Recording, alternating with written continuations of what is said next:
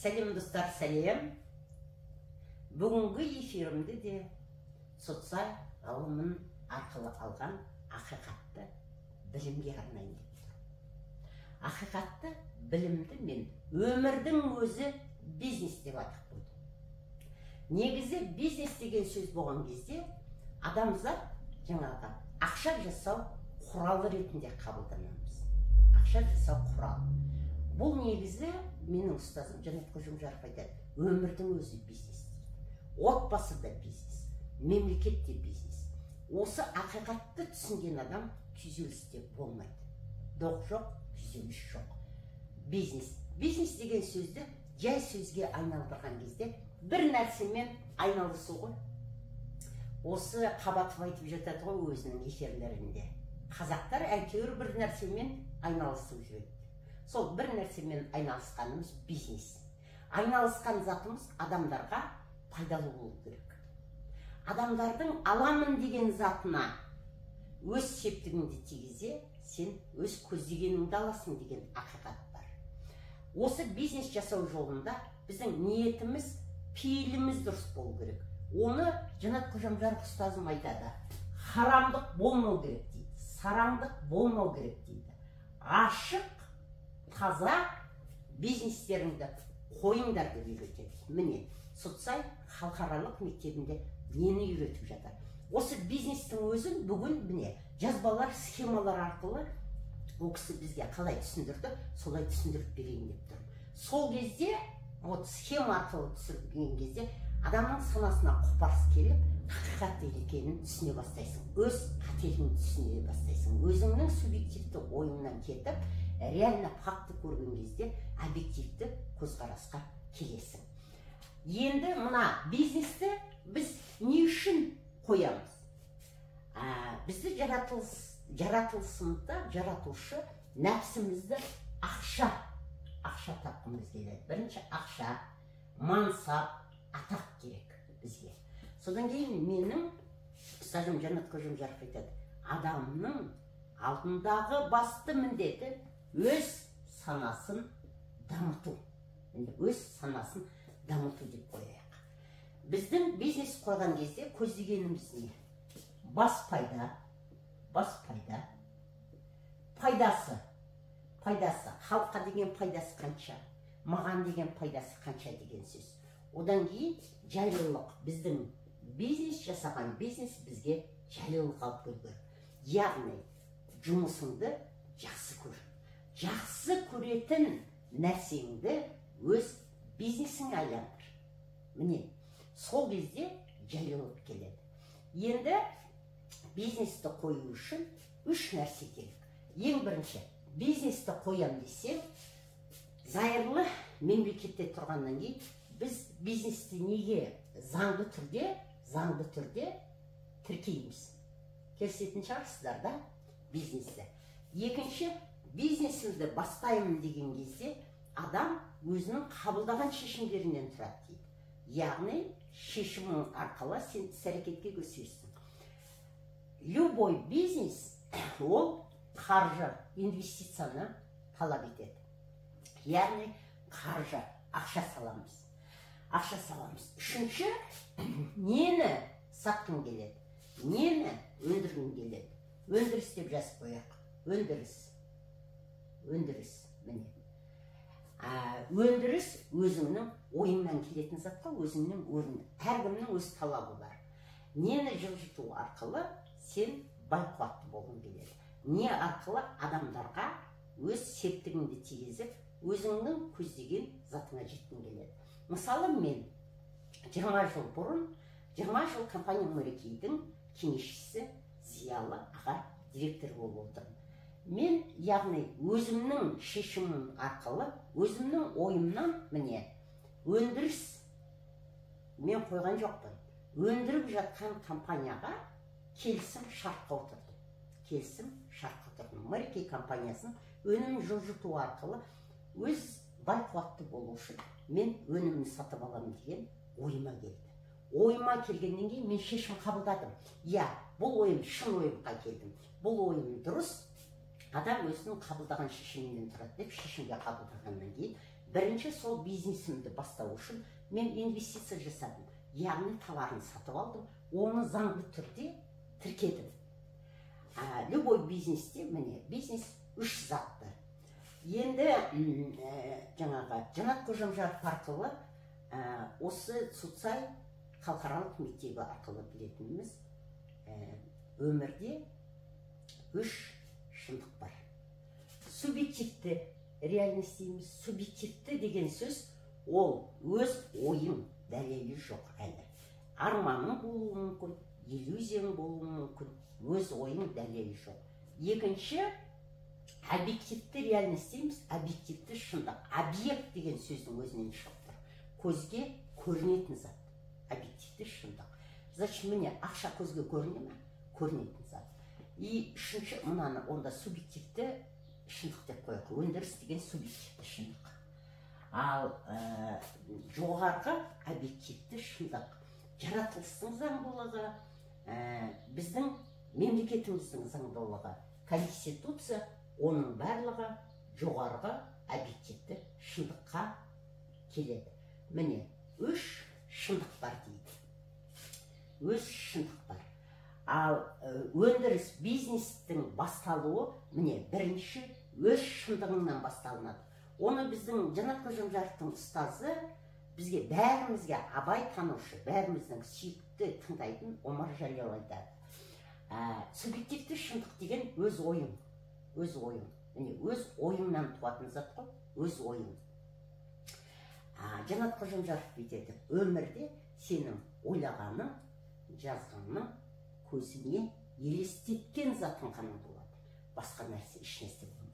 Яғни сен өзің сананы дамыту арқылы өз ойың. Кейбір адамдар өз ойында іс-әрекетке бармай, иллюзияда отырады. Әйтеуір айыптап, доқ жасап алдындағы партия заңдылығына келсек, өзі жауапкершілік алмайды. Егер сенің өз ойыңа, сен өз ойыңның қорытындысын, ойыңа сенсең, сен онда шешім қабылдауың керек қой. Мына Омар Жалел айтады, шын ой. Мен шын ой арқылы сен шешім қабылдауың керек. Не? Адамдар өзінің қабылдаған шешімінен тұрады деп отыр. Шешім қабылдау керек.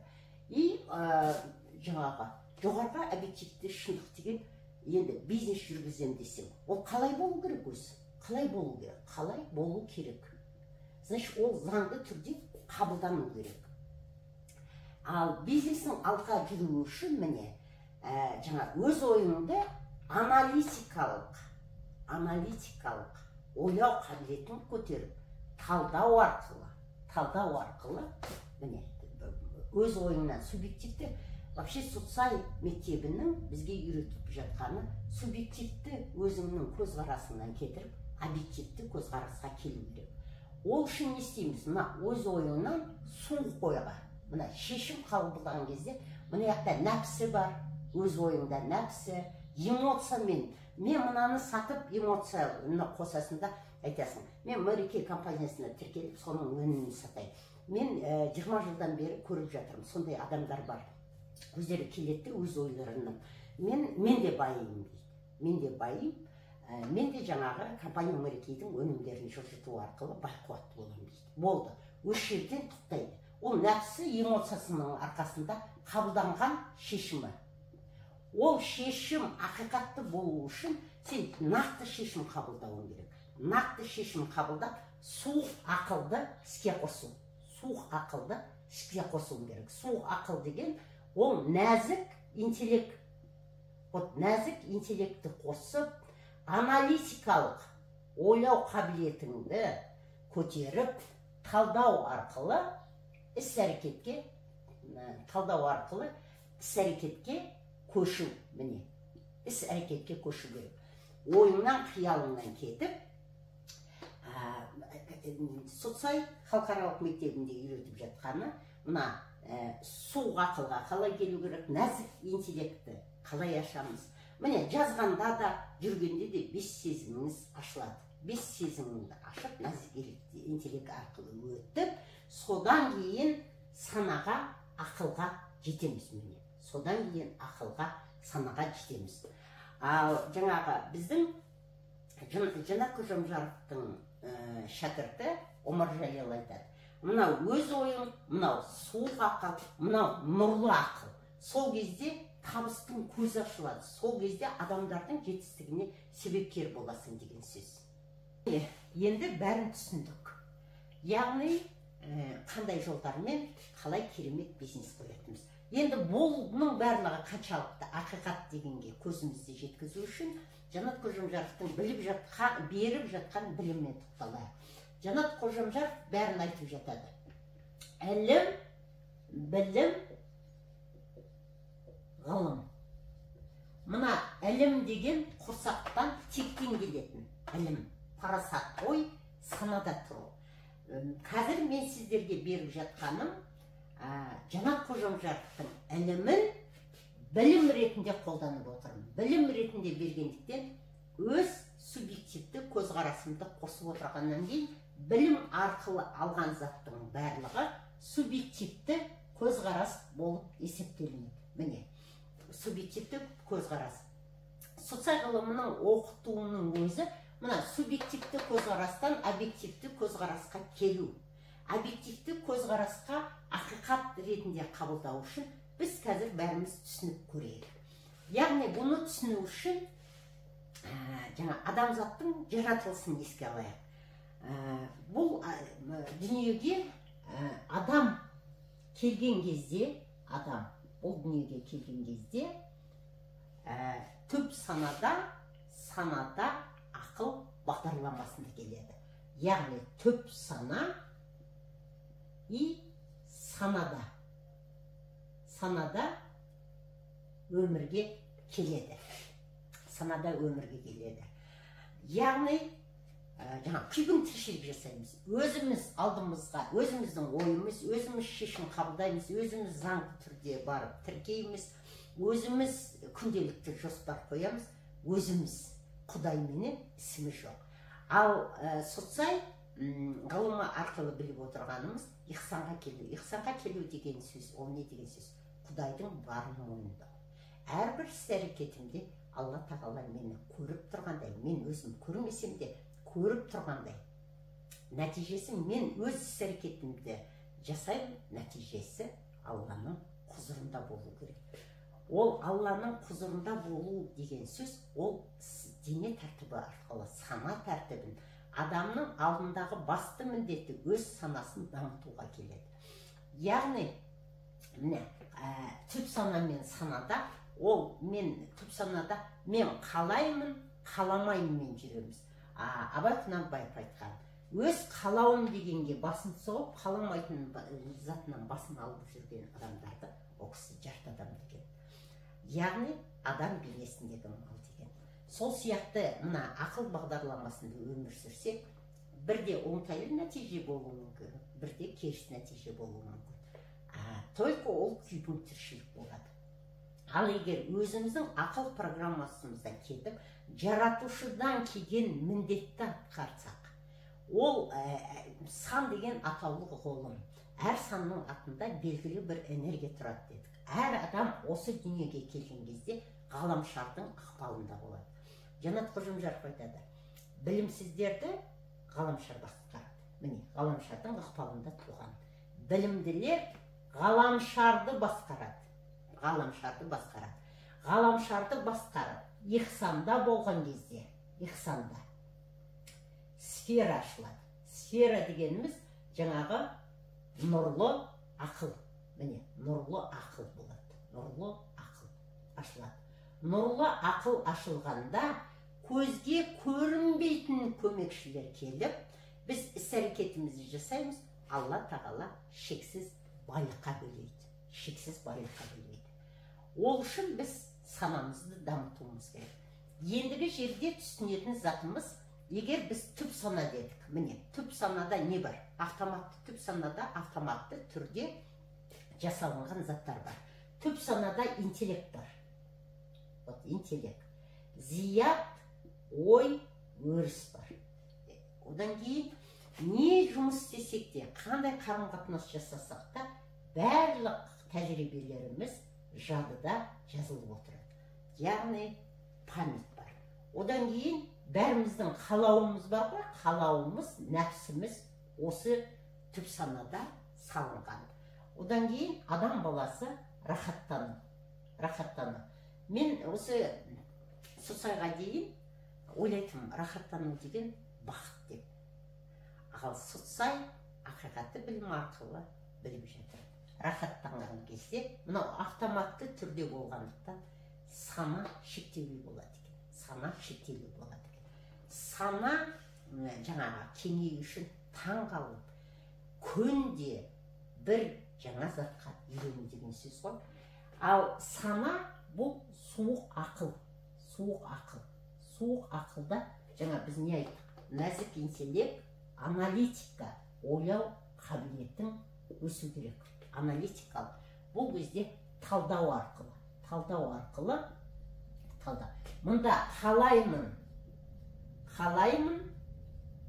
қаламаймын деген программамен жүрсек, мұнда орынды, орынсыз дегенді өзіміздің алдымызға қою керек. Міне, өз ойымнан жаңағы компания Мерекейдің өнімін жылжыту арқылы байқуатты боламын дедім. Міне, ол менің субъективті көзқарасым. Ол шын ойға айлану үшін мен шешім қабылдауым керек екен. Шешім қабылдаған кезде жаңағы қаржы салу керек қой. Ол орынды. Міне, орынды, орынсыз осы жаңағы ақыл бағдарламасында шешілетін заттар. Енді біз мына жоғарғы объективті шындық деген не, объективті шындық деген не, субъективті шындық не деген екенін талдап көрейік. Міне, қазіргі міне заң. Бірінші зайырлы мемлекетте тұрғаннан кейін заңға, конституцияға бағыну. Мен бүйтіп айтайын, конституцияның барлық заңды, Қазақстанның шығарып жатқан заңының бәрімен келісемін деп айтпаймын. Бірақ зайырлы мемлекетте тұрғаннан кейін мен заңды қабылдауым менің міндетті. Енді ойлап көрейік. Ол субъективті көзқарасқа жата ма, жоқ объективті көзқарасқа жата ма? Или жоғарғы объективті көзқарасқа жата ма? Мына конституция заңдылығын біз туа біткен қасиетіміз ба? Біз туғаннан біздің миымызға жазылған зат па? Жоқ. Бұл конституцияны біз не арқылы аламыз? Туғаннан кейін білім арқылы аламыз. Конституцияны жаттаймыз, білім арқылы аламыз. Білім деген сөз қандай көзқарас дедік? Субъективті көзқарас дедік. Міне. Сұсай ілімі субъективті көзқарастан объективті көзқарасқа шығару болса, міне, конституция міндетіміз. Бірақ ол конституция субъективті көзқарас болып саналады. Екінші, законы мироздания дейміз. Табиғаттың заңдылығы, жаратылыстың заңдылығы. Енді жаратылыстың заңдылығы біздің миымызда ол біздің субъективті шындық па, объективті шындық па? Соның ортасын ажыратып көрейік. Жаратылыс заңы ол қайдан келеді? Ол біздің наным сенімнен келеді, ұстанымымыздан келеді, қалауымыздан келеді. Біздің қалауымыз қай жақта бар? Қай жақта тұр? Түп санада. Түп санада тұрғандардың барлығы ол біздің ілім емес, ол біздің субъективті көзқарас. Наным, сенім, барлығы түп сана. Түп сана деген субъективті көзқарастан келеді. Міне, жаратылыстан. Үшінші, егер біз қазақтарды алсақ, міне, мына Сұсай ғылымының өзі негізі тектілікке апару, ата заңдылығымызды, салт дәстүрімізді есімізге алып жатыр ғой. Өз тілінде сөйледік. Мен Жанат Қожанов-Даровқа миллион раз рахмет айтамын. Негізі мен жаңағы үкімет барысында да жұмыс істеген адамның, жеке бизнесімде бір қазір 20 жылдан бері ММ компаниясында жұмыс істеп жатырмын деп. Үкімет барысында сол кезде мына тілді көтереміз деп, жаңағы Қазақстан өзімізді тілімізді көтереміз, қазақ тіліне үйретеміз деп, қазақтардың өзін қазақ тілге үйрету үшін қанша бюджеттен ақша бөлініп жатыр. Соның нәтижесі оңтайлы болған жоқ. Ал мына Сұсай ғылымына барғалы, міне, мен 21 жыл оқып келдім. Мен көбінен қызмет істегеннен бұрынғы еліктеушілік болды. Бұрын орыс тілін білмесем жұмысқа алмайтын. Сол орыс тілінен 2 жылдың ішінде мен құтылып жатырмын. Аллаға рахмет айтамын. Мен ғана емес, көп адам саналы түрде өзінің идентификациясы, өзінің қасиеті екенін түсініп, роддомда туғанда кім туды деп жатамыз? Қазақтың қызы туды дейді. Яғни қазақ тіл ол Құдайдан келген зат, құрсақтан келген зат. Біз өз үнімізді, өз икигайымызды өшіріп, басқа адамның өлеңін айтып жүр екенбіз. Соны түсінген мына жандар, социал мектебінен санасын дамытқан адамдарының бәріміз қазақша сөйлей бастадық. Негізі мына 181 ғылым туралы айтпақпын ғой мен. Социал жаңағы халықаралық мектебін социал ғылымы 181 елде тіркелген. Онда орысы да басқасы бар, Құдайым білет деп қазақша қазір пейіліңді кеңет, ниетің түзу болсын деген сөздердің бәрін айтып жатыр. Міне Алла тағала жаңағы Жанат Қожамжаровтың арқасында тіл дегенді қайтарып жатыр. Тілімізді ата заңдылығы, одан кейін салт дәстүр. Бұл салт дәстүр, ата заңдылығы, жеті атада деген теманың барлығы тектен келеді. Тек болған соң, ол ілімнен келетін заттар ғой, идентификация. Значит, осының барлығы объективті шындық. Міне, тіл, ата заңдылық, дәстүр дегеннің барлығы біздің ата тегімізден келген. Біздің тілімізді, тегімізді құртып отырған, міне, идеология совет өкіметі кезінен жаңа тілімізді алып тастаған. Қазір мен осы ақиқатты білімдер арқылы, бізді білім арқылы, түп санада барлық білім арқылы субъективті шындыққа алып келіп, сол жерден күйзеліс болып, аурулар болып, өспей жатқанымыз болып жатқанын мен прям нақты түсіндім деп айтуға болады. Объективті шындық. Енді төртінші, мына дін көп. Енді қазір біз айтып жатырмыз, жаратушымен ісің болу керек деп. Жаратушымен ісі бұл дін ғой, діни руханиятыңды көтеруің керек. Рухани әлеміңді, санаңмен бірге рухани әлеміңді көтер деп. Ол дін арқылы келетін зат, Құран арқылы келетін зат деп бір ұғым бар. Енді өзіміз ойланып көрейік.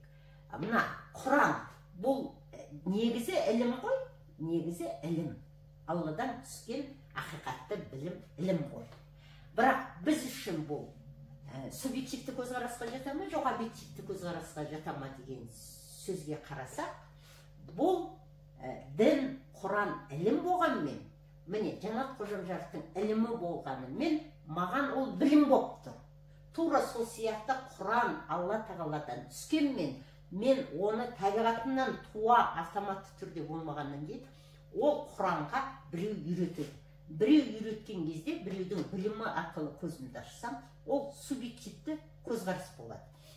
Негізі Құранда айтсақ, ол өз қалауың бойынша, мына дін жолы, Құран жолында зорлық жоқ. Өз қалауың, ол өз қалауың арқылы. Сол себепте субъективті шындыққа келеді.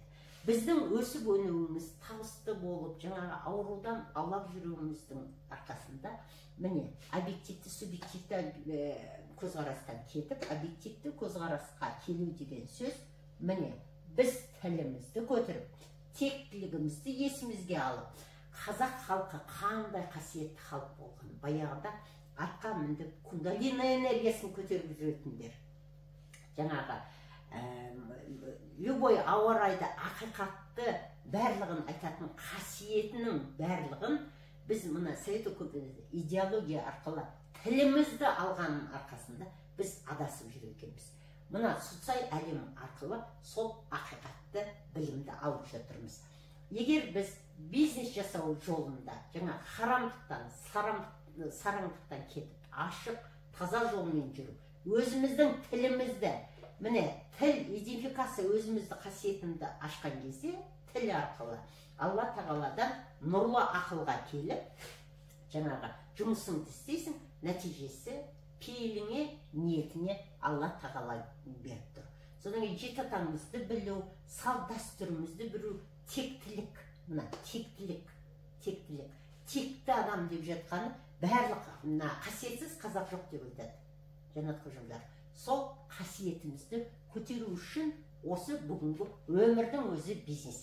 Егер өмірдің өзі бизнес десек, бүгінгі күні егер сіздердің өз отбасыларыңызда бір күндік ұрыс дейді, 40 күндік береке. Егер өздеріңіз әркім өзінің қалауында жүріп, жаңа моралистер жиналған жер болса, салт дәстүрді сыйламасақ, онда ауру болады, онда сіздер бизнестеріңіз қоя алмай жүрсіздер, қирап жүрсіздер. Қазір өз өміріңізді де осы сызбаларға салыңыз. Терең түсініп келеді. Сол кезде бизнесің де өнімді болады, отбасың да бақытты болады. Мемлекетпен де доқ болмайды. Неге десеңіздер, мына заңға қайшы болмай, міндетіңді атқарасың. Ол заңды сыйлау біздің міндетіміз. Міне осындай сөзбен бүгінгі ақиқатты білімімізді аяқтайық. Келесі эфирде көргенше сау саламатта болайық.